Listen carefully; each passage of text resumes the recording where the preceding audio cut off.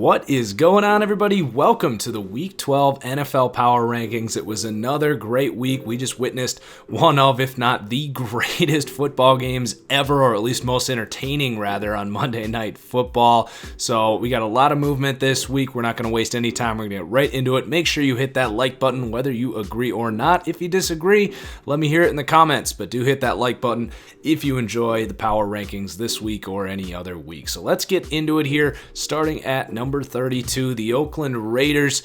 We put the Alabama Crimson Tide here as a joke last week. I get that they beat the Cardinals, but really these next five teams, I don't really care where you rank them. I would hope you don't either.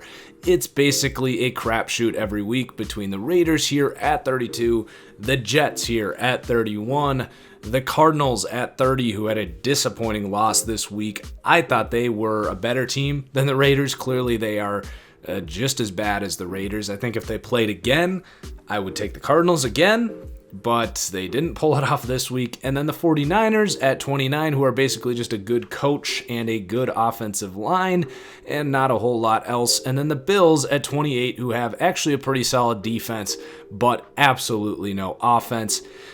And then we move into a next tier of slightly more competent teams here, but still, your train wreck teams more or less. So we've got the Tampa Bay Buccaneers at number 27, just turnover machines the last few weeks. They end up benching Fitzpatrick. I think almost all of us expected at some point to see Jameis again, that the Fitz magic in any given game really can just wear out, but Jameis was not particularly good either. He did kind of storm back this week, but anyway, the Bucs are a mess. They have absolutely no order or structure to their team. They are extremely explosive offensively. They got a bunch of weapons, but that organization just has a lot of work to do. And then we got number 26, the New York Giants, who are picking up some steam a little bit. Odell thinks they can run the table, and hell, with Alex Smith going down, I'm not going to say this team can't make the playoffs, which is insane, but they don't deserve it. It's not a good football team. They can't block anyone, but they do got playmakers on offense. Saquon Barkley, Odell Beckham. That defense can kind of get the job done. There's nothing special about it, but it's not the worst defense in the league. So a little momentum for the Giants, but you're not going to go too far here with them, at least at this point. And then number 25, the Miami Dolphins. They had a bye week. They get Tannehill back, but they're still a team that is going to struggle to move the ball. They've got some injuries on the offensive side. They're a feisty team that can play some good defense, but overall just not quite there in terms of talent with the rest of the league, or at least the top teams. And then number 24 here, a big drop-off for the Washington Redskins. Was pretty harsh on them last week for their win, if you want to call it that, against the Bucs the week before. I just don't think it's a very good football team, especially once you add on those injuries. And this is a team that I was higher on heading into the year, but it's basically a team that relies on forcing turnovers with a feisty defense and taking care of the football. And as we saw in this game before the Smith injury that we'll talk about in a second, it just isn't a team that's really going to storm back and win a lot of games if they fall behind. And in this NFL, which is so offense-oriented, it is pretty tough. So I wasn't high on this Washington team to begin with, but then the Alex Smith injury is what's driving them down. I probably wouldn't lower them any spots without the Smith injury, but that's a biggie. They're going to have a hard time winning any game this year. They're probably on a power scale closer to like the Niners and the Cardinals than they are, frankly, to the next team. But they are 6-5, and they're currently in first place in their division. They could still make the playoffs at like 8-8. So it could be just one of those horrible playoff teams that sneaks in because of a bad division. But in terms of a power scale and who I'm picking to win this week, the Washington Redskins are not very high. And then we've got the Cleveland Browns at 23 coming off the bye week. They've got some momentum. They could make things a little interesting down the stretch here. They're probably a little too far behind, but this is a team that's definitely going to enter next year with some momentum, and every win they can collect for the rest of this year is only going to help them be a better team next year. They've probably moved beyond that point of piling up draft stock and really just want to establish a culture and prove that they can win, which is much more important for this team that does actually have some talent. Number 22, the Jacksonville Jaguars, moving down a spot here. This is not reflective of how they played. They actually played really well. They played well enough to probably move up. But that was their season. Their season is effectively over now. They're too far behind, and a couple other teams impressed me to move up above them. So Jacksonville's done. I don't have to come on and make a video on this channel wearing a Blake Bortles jersey. That was my big call on the year. I promised the Jags fans that if the Jags made the playoffs, I would do it, but my big bet on the year was the Jaguars to be the surprise, quote-unquote, of the year. I ranked them right here in the 20s to start the year. Everyone thought I was crazy, and sure enough, they have sucked pretty much all year. Number 21, the Detroit Lions. They're going to move up 3, a big win over the Panthers. It was a close game, a few Graham Gano field goals. They probably don't win this game. You know, they can still beat most teams in this league, save for maybe like the top 2 tiers of teams. But, you know, Stafford's going to keep you in the game. If they can tackle defensively, it's not the worst defense in the NFL, but it's not a very good defense. So, you know, they just kind of exist. They're not the best. They're not the worst. And then we got the Denver Broncos here at number 20, a big win against the Chargers, capitalizing on some mistakes in that game by the Chargers. But Denver's hanging around here. They could make things interesting. They're not going to catch the Chiefs or probably even the Chargers for that division, but in the AFC, they could be a wild card team, and that defense is coming along a little bit. Case Keenum's getting more comfortable in Denver there, so like what we're seeing out of them. And then the Philadelphia Eagles, they dropped off big time last week. Now, I get they're playing like absolute garbage. I still think that if I had to bet on a team to win the East, I'd probably still take the Eagles. They're only like a game and a half back or so, and the Redskins are going to fall off the map. I think this team is going to find a way to persevere through some of these injuries and not be this bad the rest of the year. And I keep saying that for the Eagles, but now we're talking about a whole different sort of expectation. Before it was, I think they could get back and be a legit, Super Bowl contender. Now it's maybe they can rally and sneak an 8-win season and win the NFC East. So, tempering the expectations a little bit. But I still think Carson Wentz and that team can get some things done, but they are playing like absolute garbage right now. Their secondary is just a mess. And the offensive line, that's the biggest surprise of the season to me. I thought the Eagles would take a bit of a step back, but, God, that offensive line has gone from one of the best, the best last year to one of the worst this year, which is a total surprise, and it's mostly the same guys, which is really weird. And then the Atlanta Falcons at 18, they are probably out of the running now. You probably want to just start looking at draft position if you're a Falcons fan, but they're going to hang around some games. Their offense is still very good, and their defense actually played pretty well against Dallas. You still got to bring it offensively to beat this team, but I just don't really know what we're getting every week from Atlanta at this point, other than probably good offense. And then number 17, the Dallas Cowboys, they are really heating up. They had that embarrassing game against Tennessee, which does not feel like it was that long ago, but ever since then, things have been trending up. You get Alex Smith goes down. The Eagles just continue to be a mess. So the Cowboys are the front runner right now in that NFC East, and they've got a big game in Dallas for Thanksgiving against Colt McCoy. Tweeted that, Colt McCoy coming into Cowboys Stadium on Thanksgiving, it's not the least interested I've been in a Cowboys game this season. So things trending up for Dallas. I like their defense quite a bit. They're getting a little bit of momentum with this offense. Amari Cooper looking like that was not a very bad trade for them to get that go-to weapon for their offense. So Dallas trending up. Tennessee Titans, I know they got blown out, but they're going to stay put here at 16. This has been who the Titans really have been in the last 2 years, in my opinion. A team that can show up one week and then look like a bottom feed team the next week. Every time the stock goes up for Mariota, there's something, whether it's an injury or he just plays like garbage or his receivers can't get open. It's always something with this team.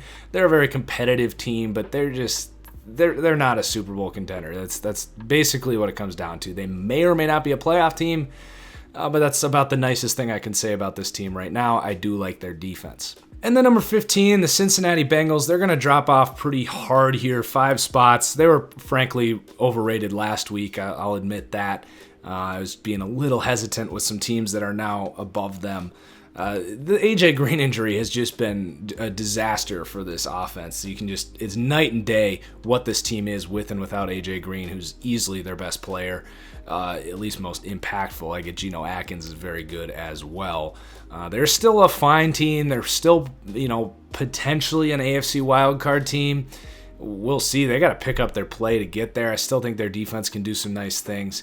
They're kind of there with the Titans, but I think they're just a little more consistent week to week. That's why I still put the Bengals above the Titans.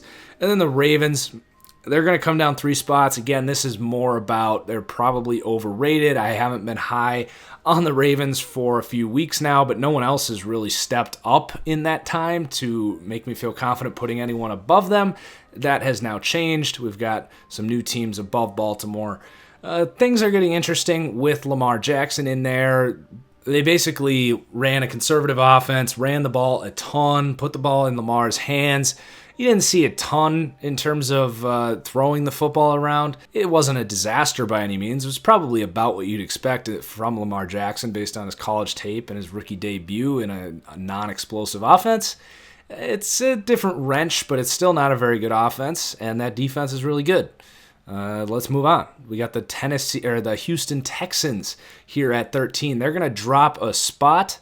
Might be surprised by them falling. They're on a total hot streak, but you dial up that game, it was not an impressive win for Houston. They really did everything they could to lose that game against the Redskins. Turnovers, like they just did not really put the pedal down when Alex Smith went down.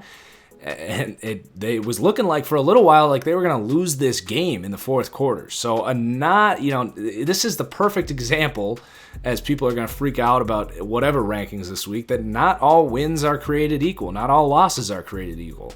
I walked away less impressed by the Texans this week than I was heading into this week. And there's other teams that are rising because of being more impressive as well. But just looking at Houston, I'm less sold on this team even now than I was a week ago. And then the Seattle Seahawks moving up 2 spots here. They kind of were who I thought they were this week. A really good defense at home, but still some holes on that defense. It's not a perfectly talented team, but they are really well coached.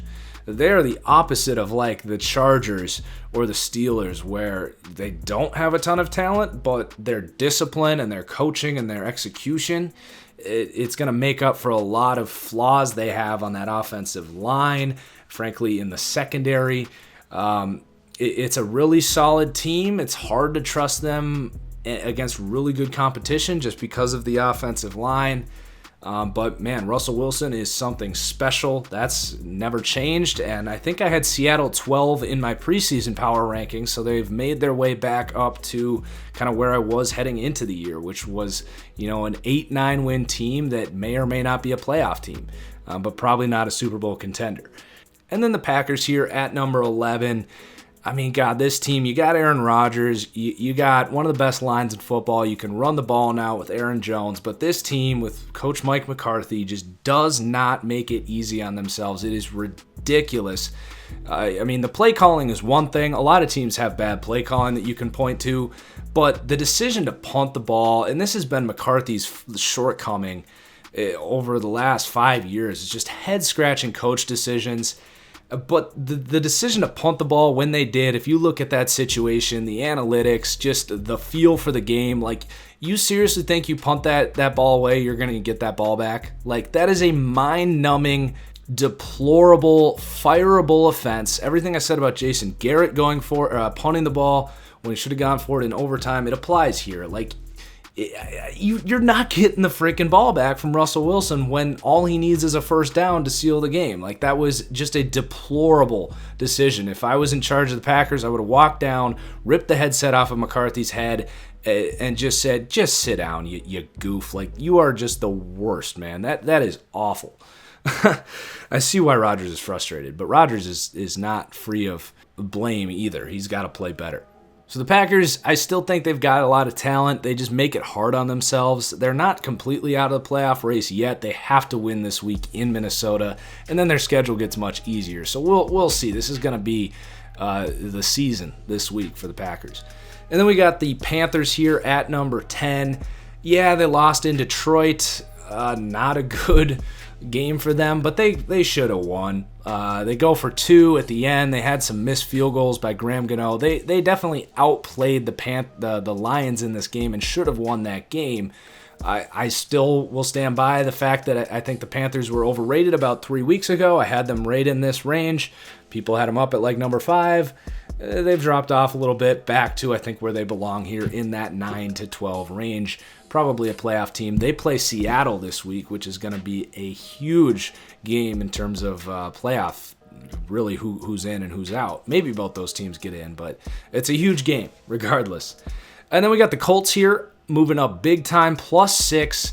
I mean, just this team did such a good job in the offseason. I mean, they don't go so aggressive that they cripple their future, but just the whole way they handled the Andrew Luck situation that was a mess. In hindsight now, they handled it so well. They said, we're going to sit you. You probably could have played last year, but who cares? You're going to sit, get 100%. We're going to load up on the offensive line. We're going to get a new general manager that can actually draft defensive players. Darius Leonard is one of the best defensive players in the NFL this year, but this offensive line, not just Quentin Nelson, but Braden Smith was an excellent pick in the second round. This team is doing things the right way, and it's paying off early. And even if this team can't straighten out their record, I know there's people that are going to be like, oh my God, they don't have the record to warrant a top 10. No, I don't care. They're playing like a top 10 football team right now. Andrew Luck is playing like arguably the best quarterback in the NFL outside of maybe Drew Brees.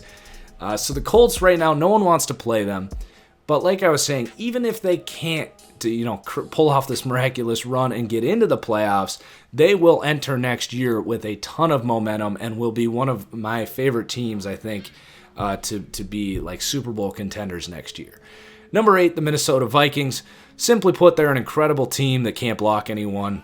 Kirk Cousins was not great this week either. He had opportunities, but it's hard to point to those 4 or 5 plays where he had time when there's 20 plays where he is just getting hit and pressured immediately.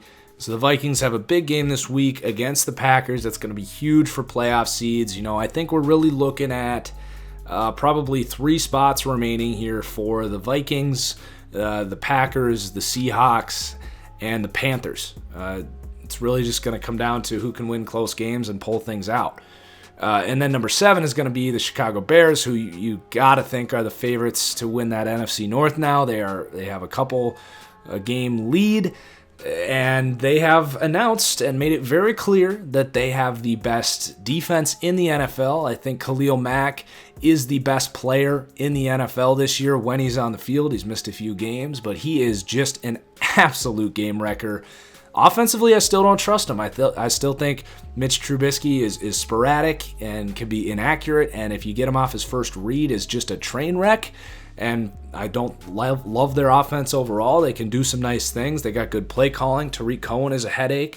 It's a good gimmicky offense, but it's not something that the Chiefs and the Rams of the world are scared about outscoring by any means. But they have the best defense in the NFL, for whatever that counts in the modern NFL right now. And they have made a very large presence this year. So credit the Bears where credit's due. No one wants to play them right now. And then number 6, the New England Patriots, moving up a spot just because I do think the Vikings have taken a nice step below them as the Patriots were on bye. And then number 5, the Chargers are going to stay put here, just a step back in terms of being able to close games. There's still kind of the devil on the shoulder that is going to make this team lose games at the end when they frankly should win. But it's still an incredibly talented team. Joey Bosa returned this week. He's only going to get better as the season goes on. So I still like the Chargers. You got to correct those mistakes. And then the Steelers at number 4.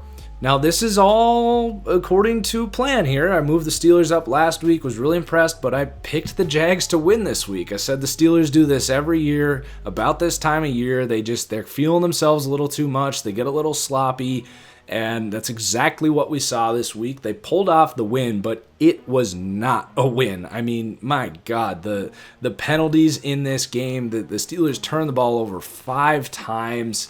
And then Blake Bortles has, I think, 3 possessions in the fourth quarter. If they get just 1 first down, I mean, they probably win the game. But Blake Bortles, 3 and out every possession. He may have gotten 1 first down, but Blake Bortles was just a negative for the Jags in this game. So I still think that the Steelers are going to turn this thing back around. This is kind of how I predicted it this week. I think they'll be right back as a dominant offense and a defense that is playing under the radar right now. And then number 3, the Chiefs. How fun were they tonight? There's not really anything else you can say about them. I think the Chiefs, the Rams, and the Saints are in a class of their own right now. Just teams that can score at will. But I think from a defensive standpoint, you trust the Chiefs the least. And you also factor in that Patrick Mahomes is going to turn the ball over a little more than Goff and Drew Brees. But I still think the Chiefs are one of the classes of the NFL. They are definitely the class of the AFC. So then number 2, we've got the Rams. Really just pound for pound with the Chiefs. Aaron Donald proving that he can just have those 2 or 3 game-wrecking plays, forcing turnovers, getting sacks. Just a monster. Jared Goff continues to impress, and this offense as a whole is just incredible. And then number 1, the New Orleans Saints.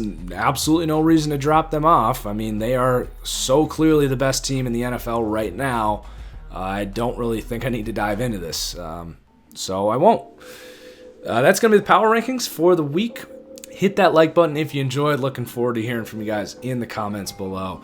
Cheers as always. We'll see you next time.